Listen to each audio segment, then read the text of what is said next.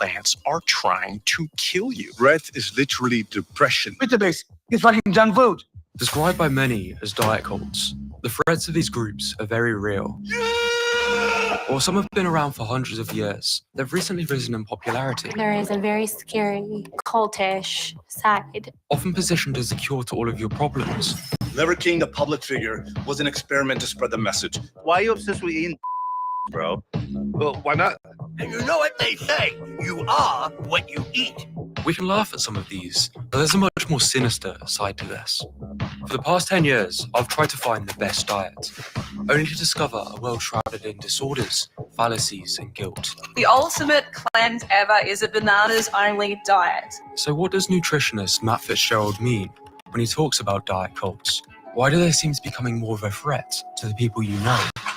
And why do so many leading health professionals spend so much of their time warning against these? Gatorade is extremely toxic and poisonous. Peppers and tomatoes are ruining your gut health. Spinach, not healthy for you. Oatmeal is for horses, maybe, probably not even for horses. Beans are bullshit. Dairy is terrible for you. Eggs are one of the worst foods that you can eat. Pink Himalayan salt, canceled. Teas containing these silken sachets, canceled. Dark chocolate, canceled. You have to stop drinking cold water with your meals. Stop eating fresh food.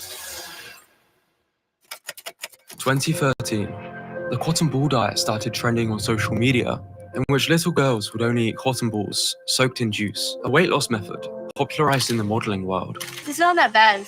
The cotton ball diet is as disturbing as it sounds. Perhaps more horrifying is the infamous tapeworm diet, which involves swallowing a parasite, which lives and grows up to 9 meters inside of you. Illegal in the US, but easily purchased from other countries through the internet. Tapeworms and their eggs in pill form were popular weight loss aids a century ago. My personal favorite are the breatharians. They claim to not consume calories, living off the universe's energy. I've been free from the need to take any nourishment from food now for 11 years. So the body manufactures naturally all the minerals, vitamins, nourishment, everything it needs to be totally healthy, self-sustaining, self-regenerating, without the need of taking anything external to yourself. Photosynthesis. Photosynthesis. Lower down on the crazy scale are fruitarians and raw meat dieters. In fact, this is an entire encyclopedia of diet fads. And with over 1,000 new diet books published each year, it seems like only more and more are being created.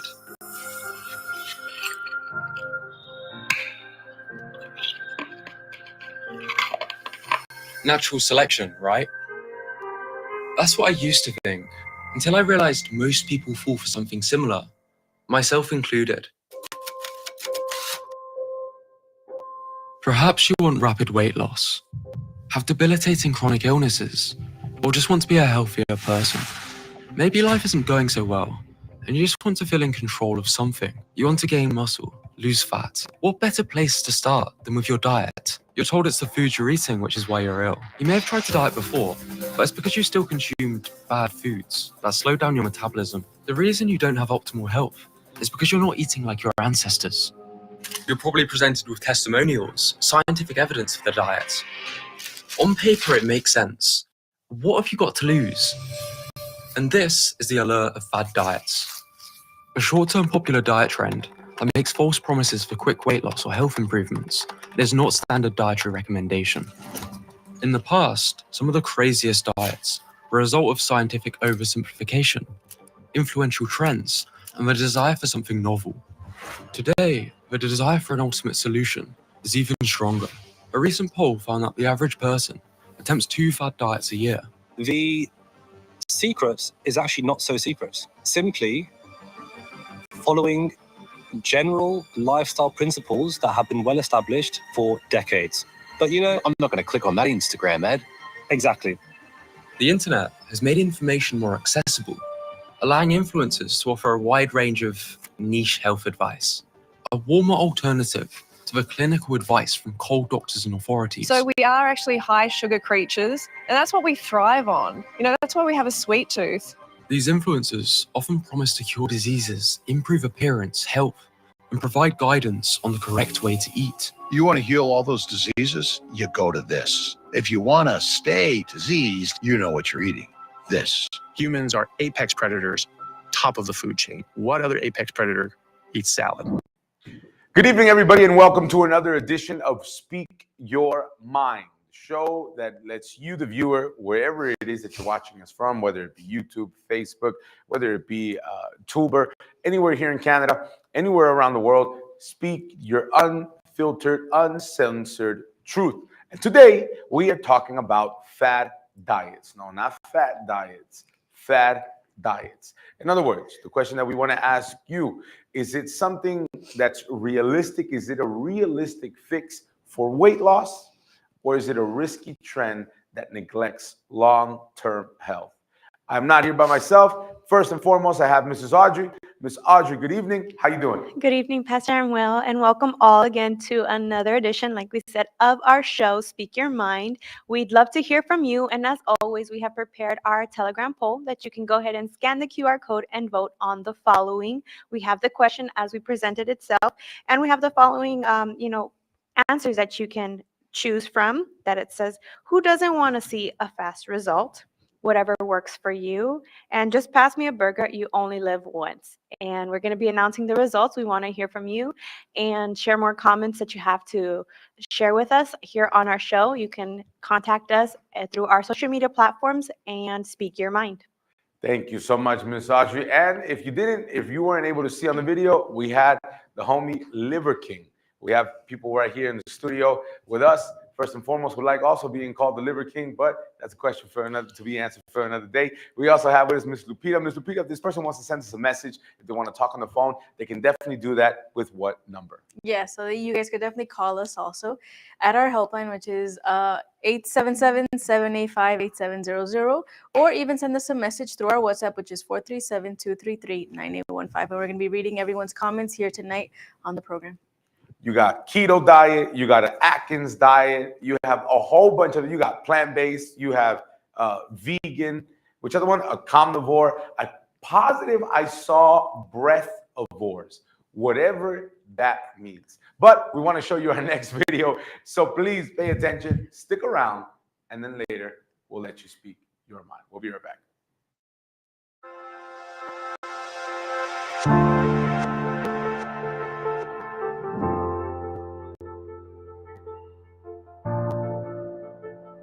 What is considered healthy to you? To me, it's just eating a lot of vegetables and no fat stuff, no sugar, and brown bread. Everything is in a diet. What do you think are good foods to eat, and what can be harmful to the body?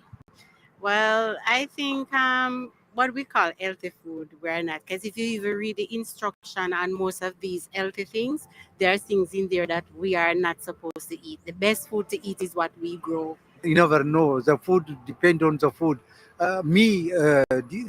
Depend on the appetizer. Appetite, anything to food eating, but some food, vegetable is good. Salads, vegetables. For me, it's vegetables and no potatoes, no pasta, no rice, nothing like that.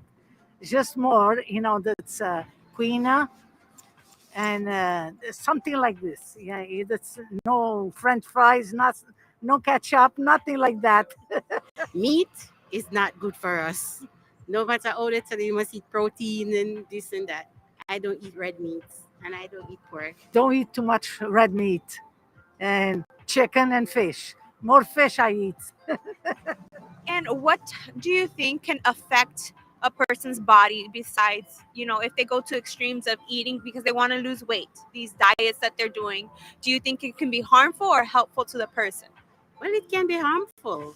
It can cause more dangerous to you more than anything else. And you won't know till when it's too late because you're doing it. Plus, there are exercise. I think the best thing is exercise. I do a lot of exercise. Go and exercise every day and eat healthy food same way. Eat a lot of vegetables. Like your fruits, less meat. I stopped to eat like bread. Drink a lot of water, less juice, less sodas. So That's it. They would just eat, drink a lot of water, and that's it. And what do you think about those diets that they say would help people lose weight? What do you think about those? Well, it's a good thing because I don't eat certain things because I want to keep healthy and strong. But most of them are good, but still you have to read the labels on them because most of them would tell us that they are healthy, but when you look, it's not.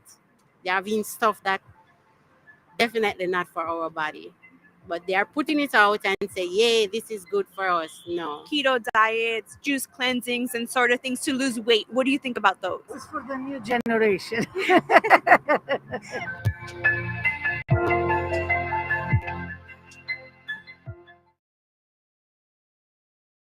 When I started modeling, I was like a 38 hip, which is like a lot bigger than what I am now.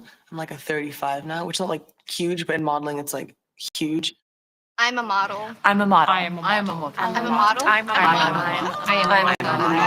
I'm a model.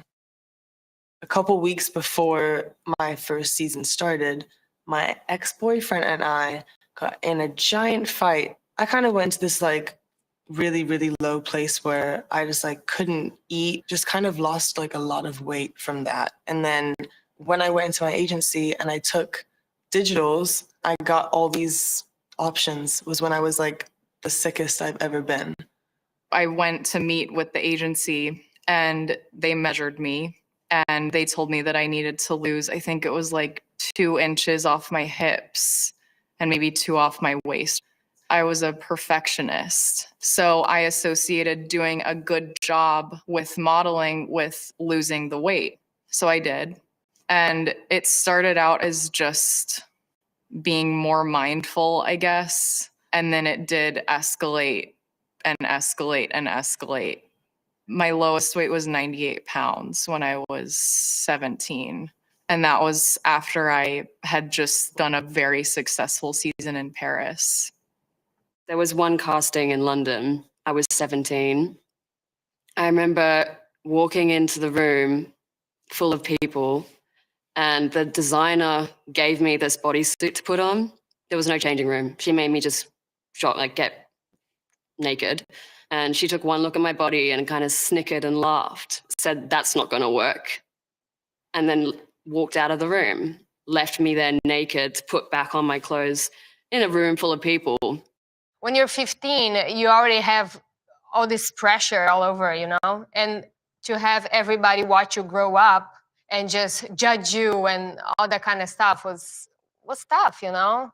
I went to Paris, and after the first day of castings, my agency told me that the response from my first day of castings for shows was that I had gained too much weight and was unusable for the shows.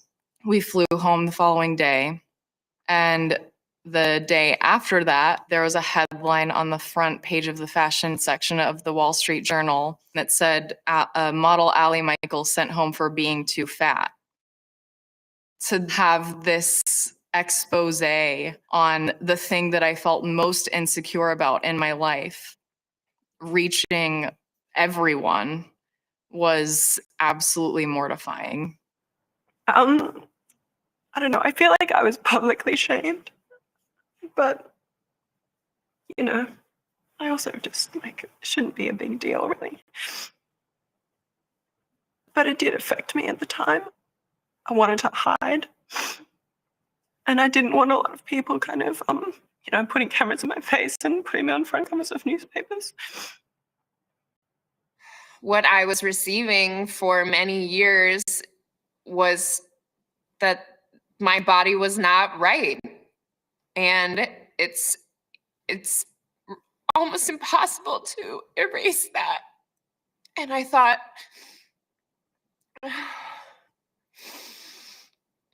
that I had really gotten it under control and that I was in a really healthy place. And I, earlier this month, got the opportunity to cast for this job that I've wanted for my whole career. And they tell you a month ahead of time so you can get ready for it.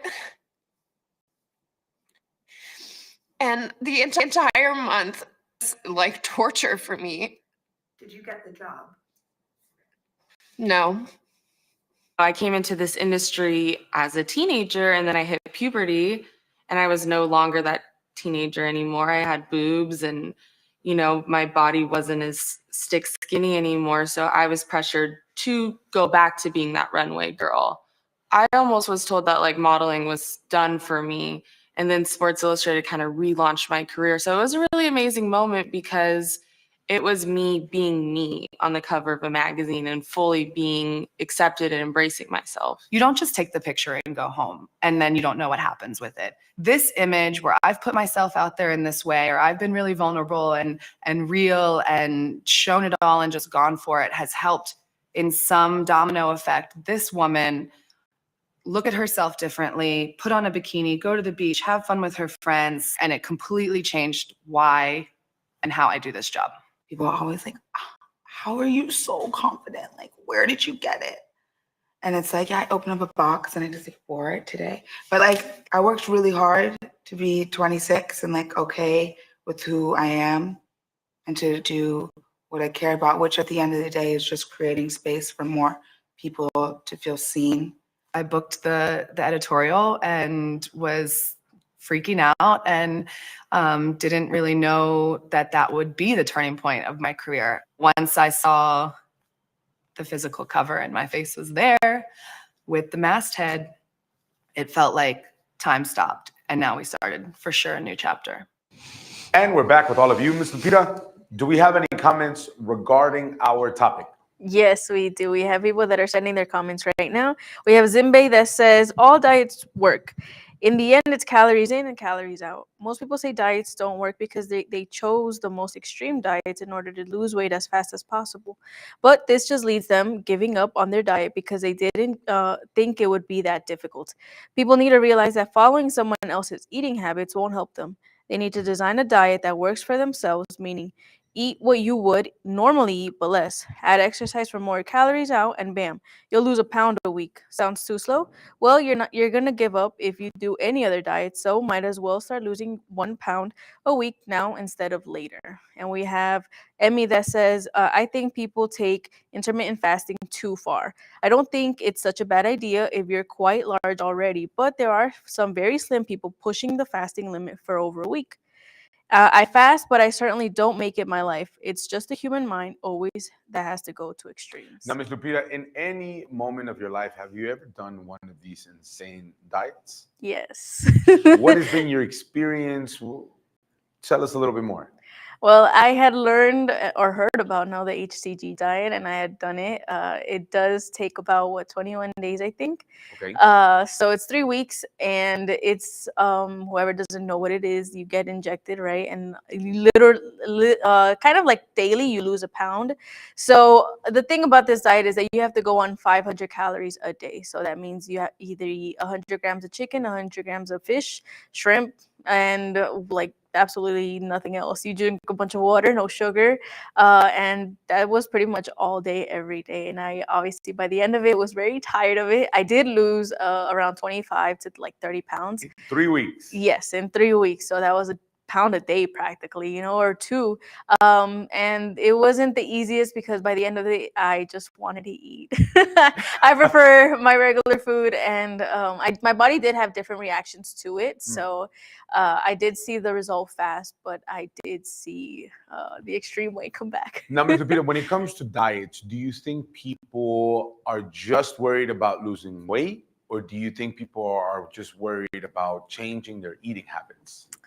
I think when it comes to these diets, people are, I feel like most want to just lose weight, because if they wanted to change their eating habits, then that's what they should go to first. Because in order to lose weight, I mean, you could do all these extreme diets, but after you finish it, after you put in yourself for 3 weeks to do it, you're going to go back to going to McDonald's, to eating your regular fast food, to eating food outside.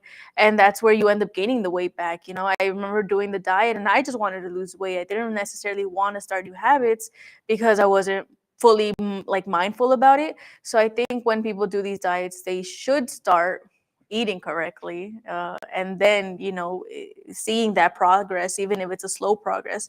Because when you do it fast, you end up gaining the weight fast too. So you think it's more, for example, now I'll ask Miss Audrey. Miss Audrey, do you think that in this case, do you think it has more to do than with the diet itself? Or do you think maybe, Miss Audrey, it has to do with the person changing their eating habits? Because one thing, the person could be eating I think I saw one thing, 70 bananas a day. Right?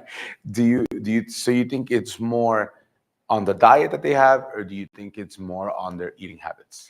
I think it has to do with, you know, their eating habits, you know, because essentially, to begin with, I think it's more of a healthy lifestyle that they're looking for if they want long-term results. Because like we said, you know, you can do all of these crazy diets and stuff and then, you know, lose it quickly, but then you'll gain it even faster. So it really needs to be something that you're mindful about, something that you're really dedicated to.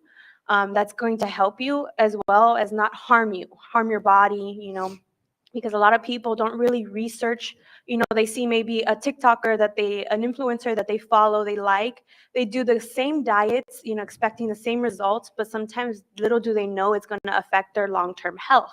So that's something to be mindful about. And especially it happens mostly with women because of, you know, how they want to look a certain way, they want to be a certain body type, a figure, you know, especially with all of these social media influencers and etc.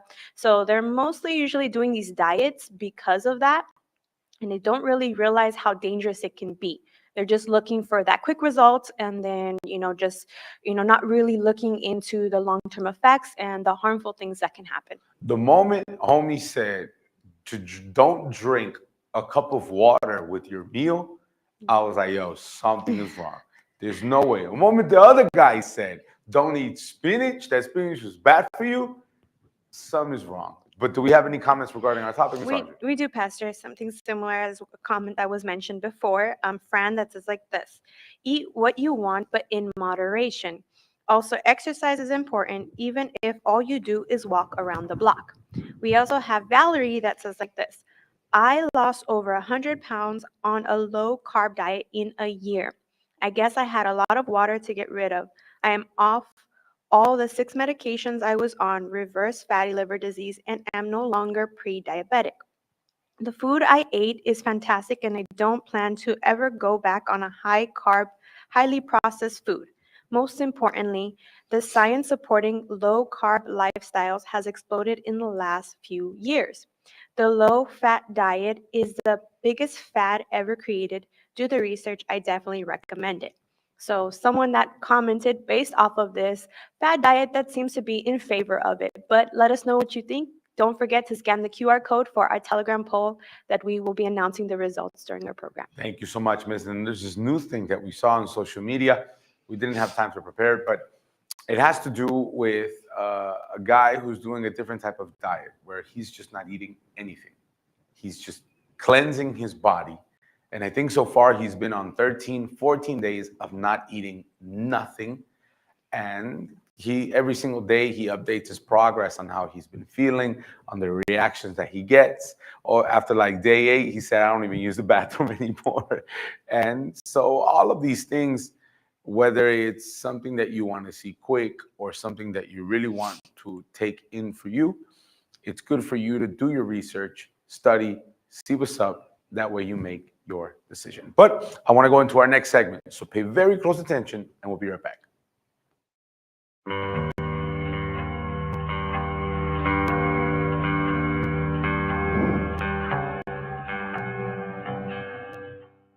High protein, clean eating, and deleting sugar. Fad diets are nothing new. But with the holidays approaching, we all want a quick fix to shed the extra pounds we put on after those family meals. Well, some of these trendy diets can lead to dangerous and potentially deadly disorders. It started off as healthy, but slowly really turned into me just being obsessed with it, and it really went downhill really quickly. Dangerous diet trends are all over social media. 16-year-old Mackenzie Foy and her friends were all trying fad diets. Her mother, Deborah, didn't worry about her because she appeared to be eating healthy until her appearance drastically changed. I remember being in the dressing room with her and just it hit me like this isn't healthy anymore. After Mackenzie's mom made an emergency appointment at the pediatrician, Mackenzie was immediately admitted to the hospital. When Mackenzie finally reached a healthy weight, she was released from the hospital. And that's when the real recovery began. It's always going to be a daily decision. And reaching a point of finally getting to an intuitive eating stage where we let the body tell us what it needs, when it needs, and how much it needs. Jennifer Trevino is a registered dietitian with the Food Connection on West Flamingo near Wallapai. She says the trends of increasing a specific food group like meat or protein are causing a breakdown in overall health. Eliminating a lot of nutrients that you need can lead to just malnourishment of the whole body, right? And your body, every cell in your body needs all the macronutrients and micronutrients to survive.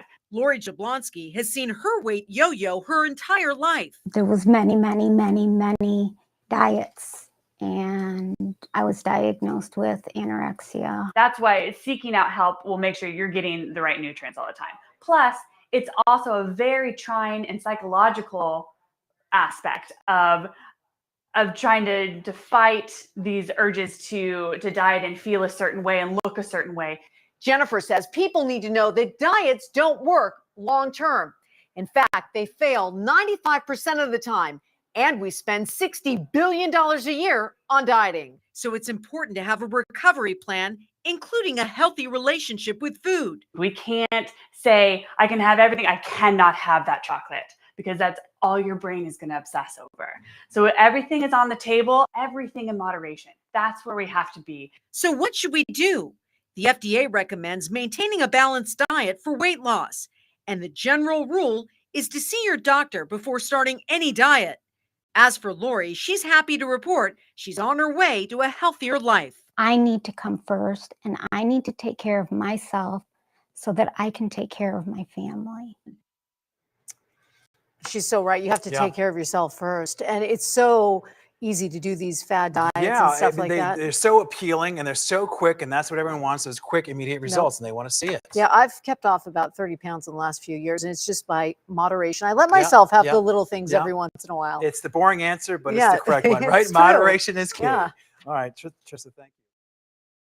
Raw food, detox, cabbage soup, the list of fad diets is long. Mayo Clinic family medicine specialist Dr. Summer Allen says many fad diets work by drastically slashing calories. If anybody calorie restricts themselves to 500 to 600 calories in a day, they're going to lose weight. But she says severe calorie restrictions are not realistic long term. And for a lot of people, restricting themselves from things in the long term, they end up craving it even more. Dr. Allen says successful, sustainable weight loss is all about lifestyle changes. Fill your plate with fruits and veggies, whole grains, and lean meats. And definitely get moving. Be more physically active. Start small. So start with a day a week as far as your activity level, and then work toward the 5 days or 6 days a week of activity. Sure, fad diets may help jumpstart your weight loss goals, but for long-term success, focus on healthy lifestyle changes. If you've ever tried to lose weight, maybe you've tried a fad diet. For example, the keto diet. Did you know it was actually developed for patients with epilepsy? Keto actually was invented, I guess you would say, for epilepsy. It has been found to help people with epilepsy, but kind of the general population has taken it and kind of ran with it. Keto is a low-carb, high-fat diet, and many will lose weight. You will probably lose weight on it, but it's not sustainable. We definitely need carbs to sustain normal brain function and energy levels and a lot of other things as well. And this is where Eva says any fad diet can fail. We see fad diets usually that restrict either one food or one food group. That's where it can kind of get unhealthy because we need all those things from each of the food groups to have a balanced diet. There are some reasons a person might be encouraged to try what is seen as a fad diet. I get a lot of patients that deal with like joint pain, heart health, diabetes, some different chronic diseases like that. So they are looking for something, quick that can relieve their symptoms. Or maybe the patient has celiac disease and requires a gluten-free diet, which is not a fad, but can be confused for one. People kind of assume that's a fad diet right now because there's so much stuff branded and labeled as gluten-free. One diet that is both popular and sustainable for health benefits, the Mediterranean diet. It actually has some good research behind it, supporting its benefits specifically with heart health. And I like it because it doesn't necessarily restrict any of the food groups. It more focuses on getting your fruits and vegetables in, your whole grains, your lean proteins, plant proteins. So it's not restricting one of those big food groups, but kind of adding some of the good stuff in. In the end, if you want to lose weight, feel better, or be healthier, it really comes down to more than what you eat. From Atkins to body cleansers, there are tons of fad diets out there, and it seems like there's even more misinformation about them. I'm Dr. Janine Darby from Penn Medicine, and today we're going to separate fact from fiction when it comes to fad diets.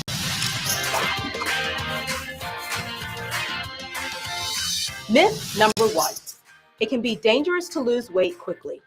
Believe it or not, this is fact. It can be unhealthy and even counterproductive to lose weight too quickly. When you start a crash diet, you're shocking your body into a routine it isn't used to. By losing weight too quickly, you can actually send your body into survival mode. This comes in the form of a slow metabolism, which should sound very unappealing to anyone who is trying to lose weight. These extremely low-calorie fad diets also typically starve your body of the necessary nutrients, vitamins, and minerals that you need to function properly. Myth number 2, skipping meals can cause you to gain weight. This one is part fact and part fiction. In an effort to try and slim down quickly, people sometimes skip meals in order to cut calories. Take it from me, this is a bad idea. Technically, if you consume less food in a given time, your weight will go down. But that's often only a temporary result, and you can actually be doing more harm than good. When you're this hungry, your body craves foods that are high in fat and sugar. So rather than skipping meals, try to eat multiple smaller meals throughout the day and swap out bad snacks for healthier options like fruits and vegetables. Myth number 3, eating fat will make you fat. This is fiction. Most of the time when you think of fat in your diet, you think of fried foods or a fatty piece of meat. These fats, which are saturated or trans fats, are bad for you and can contribute to cardiovascular disease, diabetes, and obesity. But not all fats are created equal, and some could even help you in your weight loss journey. These healthy fats, also known as monounsaturated and polyunsaturated fats, are found in foods like nuts, oils, and fish. They help to increase your internal body temperature and accelerate calorie burning. They should still be consumed in moderation, but don't let the word fat scare you into completely eliminating them from your diet. When considering a diet and exercise plan, it's best to steer clear of fad diets and instead discuss your goals with your primary care provider. And now, Ms. Audrey, I think we have the results of our poll. Correct, Pastor. So as we have been asking everyone what they think, are there a realistic fix for weight loss or a risky trend that neglects long-term health in results to fad diets, right? And we have 18% of people that say who doesn't want to see a fast result. We have 24% of people that say just pass me a burger, you only live once. And the majority says whatever works for you. There we have it, the final results for our Telegram poll. Thank you so much. I think at the end of the day, if I could speak my mind on this now, is what works for you.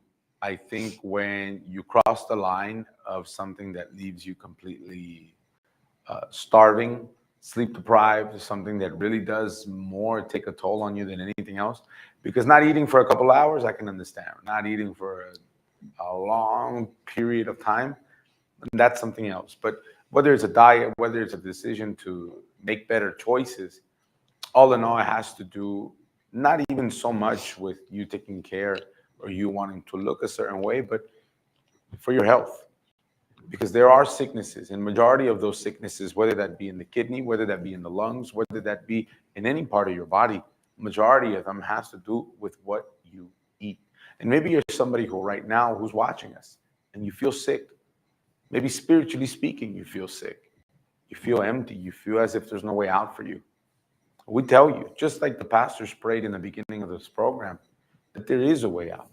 But you have to understand, we all have to understand, that I'm not going to do what I want to do, but what God wants me to do. And if you say, Pastor, I think for me the best thing to do is to work on a diet. Okay, but I promise that if you seek him, the book of Isaiah, chapter 58, it tells us that the recovery will come forth or will spring forth speedily. You know what that means? That means that even though all the medication in the world that you take that hasn't been working, the power of God is capable to give you what you've been looking for. The recovery, the recuperation will spring forth speedily.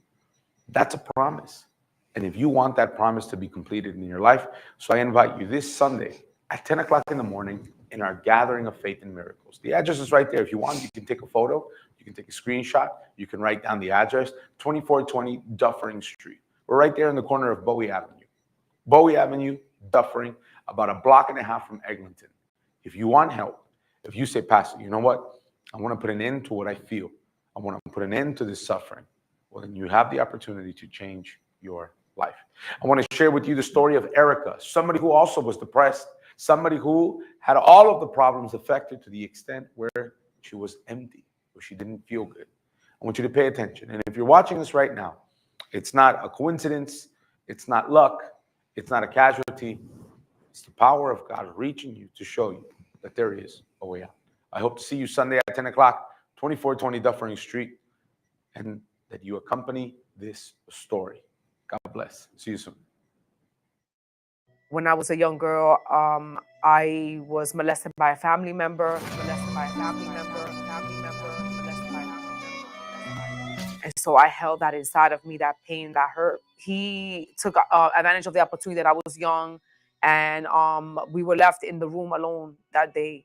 And he exposed himself to me and wanted me to touch him. And I remember that I was like, what is happening? My mom and his mom noticed that something was wrong with me because I stopped going there after that. You know, I was going there all the time as a little girl, and I was happy playing with my cousins. And then I stopped going over there. So they noticed that there was something wrong, but I never spoke about it to my family. So that caused me to be very closed off. I don't like to talk to people and open up to people about my problems. As a young girl, I was very to myself. I was not the type of girl to want to have friends and talk to people. And I started wanting to see things on TV that was inappropriate. I became addicted to pornography and stuff like that. When I was 14, 15, I was already drinking alcohol at that age. I met my husband when I was 16. And we ended up getting married when I was already in my 20s. We had one child already. So I was drinking almost every day. There was times that I was going to work and I was still feeling intoxicated from the night before. I was going out with my friends, partying every day. I wasn't taking care of my kids. I wasn't taking care of my marriage. My husband wanted a divorce from me. It got worse maybe 5 years ago when I was working. And the reason for that is because I started working in the hospital, and I started dealing with a lot of people who were sick and people who were dying all the time. And so that brought on a lot of stress. And I started to have these spiritual attacks at night. I didn't want him to touch me. I didn't want to be married to him anymore. I kind of wanted to get a divorce. I wanted to be by myself and just work and take care of my children. I didn't want a family. I didn't want any of that. I started going to the Universal Church with my parents. They brought me there, and there was when I heard of people being healed. I remember when I came here, I couldn't walk. I was limping. I was in a lot of pain. I was suffering. I was like, oh my God, I have to get to the church. I finally made it here on my own. And I was drinking the spiritual water. And then I drank it for maybe 3 or 4 weeks. And then I noticed that the pain started to go away little by little. I continued to come to the service. And then that's when I realized that I had been healed. I was good then. But then I realized that so many problems throughout my childhood, there was something wrong with me. Something couldn't be right. After hearing the pastor speak, I noticed that there's something that was wrong in my life. I remember at one point I had a fear inside of me because I said, if I'm drinking, then I can't talk to God. How can I talk to God if I'm drunk? So I had that thought in my head. I said, but I really want to talk to God. So I said, the only way to do that is to get this this addiction out of me. So that was one of the turning points for me. I was fighting for my deliverance on Fridays, and through the deliverance service, I was free from the addiction of pornography and masturbation. I was free from the addiction of drinking, so I don't drink anymore. And also I had a severe depression inside of me because of what happened to me when I was a child, and I was also free from that. So so I was happy coming here. And then I wanted more, but I wanted to come Sunday and Wednesdays because I heard about the Holy Spirit, and I wanted to be free once and for all. And I wanted to have this peace that they were talking about. They were saying that the Holy Spirit is the spirit of peace and joy, and that God will come and that he will heal you, and and you will be a different person. I still was in doubts, and I still had doubts about what I was doing here in the church. And that's what I needed to surrender to God, was those doubts. And I needed to surrender my whole entire life. After that, I felt a sense of relief. I felt a sense of peace come upon me. And I had this love. And this love that was already inside of me, wanting to come out more and more. And so I knew that something was different for me from that day forward. I had a desire to want to be in love with my husband again, to love my children again. I had a desire to want to talk to other people again and be helpful to other people. And it was something that I'd never experienced before. It was just this amount of love that I had. And to fix my marriage, I wanted to be a mother again, and be a housewife and cook for my kids and take care of my children. And that for me was everything. I said, this is it. And today my life is completely different. And I wanted to be able to forgive the people who had hurt me. And I was able to forgive that person. I was able to forgive this person. And I have a relationship with this person today. I invite them to church. I offer help to this person. So only God has allowed me to do that. I started to come on Thursdays to the love therapy, and I invited my husband to come with me, and we were also doing that together. I ended up getting married again. When I thought I was going to get a divorce, I ended up getting married again. So we got married again in the church. And today my life is completely different. My marriage is different. I love my husband with all my heart. After God, he's my priority. I take care of my family. I ended up getting a new job somewhere else where I'm making more money and doing less work. So it ended up working out for me. And in this job, I have the opportunity to come to church every Sunday. Even when I have conversations with my husband, sometimes he tells me that he can't believe who I am anymore. He's like, you're a completely different person who you were before. My children also see me different. They see me more involved in their life, more of a mother figure in their life than as opposed to what I was before. I'm just very grateful and thankful to God for giving me a new opportunity to live my life differently. And I'm so happy with what I've received here and what I receive here every day when I come here. I'm just very, very happy about it.